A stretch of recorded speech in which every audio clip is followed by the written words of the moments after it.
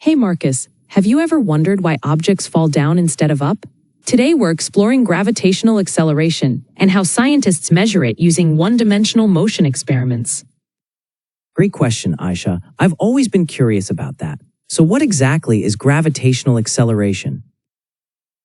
Gravitational acceleration is the rate at which objects speed up as they fall toward Earth. We represent it with the letter g, and its value is approximately 9.81 meters per second squared, or 9.81 m per second squared. This means that every second an object falls, its speed increases by about 9.81 meters per second. That's interesting. But how do scientists actually measure this? Do they just drop things and watch?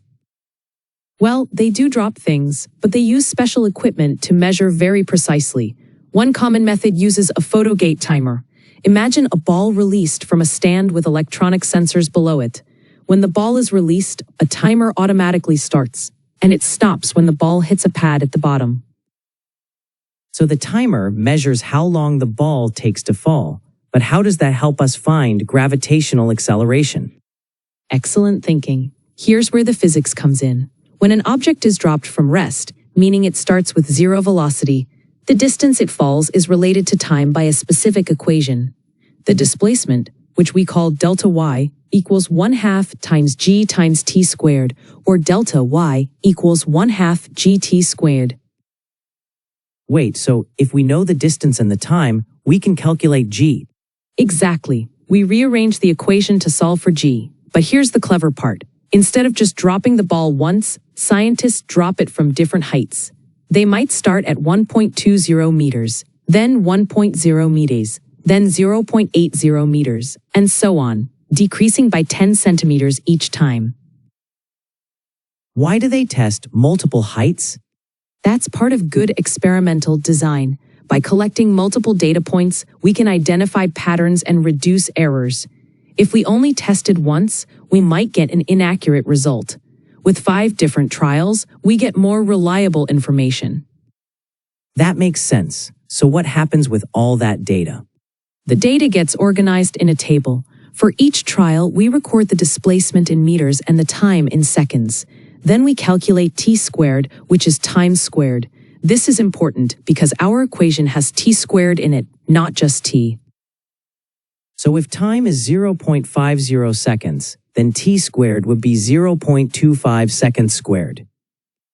Perfect, you've got it. Now, when we plot displacement on the vertical axis and t squared on the horizontal axis, something beautiful happens. The points form a straight line. The slope of that line equals 1/2 g. So we multiply the slope by 2 to find g. That's really clever. But what if our experimental value doesn't exactly match 9.81 meters per second squared? Great question. That's where we calculate error. Scientists use something called relative error to compare their experimental value to the actual value. The formula is relative error equals the experimental value minus the actual value divided by the actual value times 100%. So if we got 9.50 meters per second squared instead of 9.81 meters per second squared, we calculate the difference. Yes, the difference would be 0.31 meters per second squared. We divide that by 9.81 and multiply by 100 to get about 3.2% error. Small errors like this are normal in experiments because of air resistance, timing precision, and measurement limitations. So one-dimensional motion just means the object moves in one direction, right? Straight down? Exactly. One-dimensional means motion along a single line. In this case, it's vertical motion straight downward. We ignore horizontal movement and focus only on the vertical displacement and time. This experiment seems like it teaches us a lot about physics and scientific method at the same time. Absolutely. We learn about gravitational acceleration, practice experimental design by taking multiple measurements, and understand how to analyze data using graphs and equations. We also learn that real experiments rarely give perfect results, and that's okay.